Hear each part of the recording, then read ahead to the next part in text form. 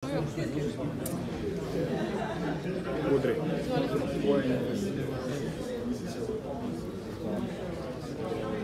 Pa eto, videli ste kakva je ekipa Totekija. Mislim da je ovo baš s moje strane da je skroz neka druga dimenzija futbala. Mogu reći da jednostavno koliko su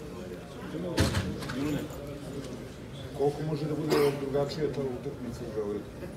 Sigurno će biti drugačija utakmica u Beogradu, prvenstveno zbog te naše publike i mislim da se niko do sad lako nije prošao na tako da mislim da neće ni to.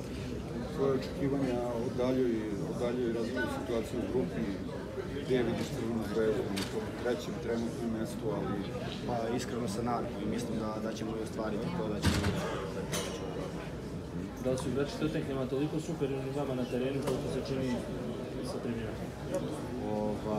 Pa očigledno da jesu. Mislim, pričamo sad generalno svi između sebe i nekakav moj utisak je da kada uđete protiv ovakve ekipe u igru, tek onda skapirate koliko još treba da radite da bi došli ekipu. Kako to deluje na terenu iz tog ugla, nadmoć?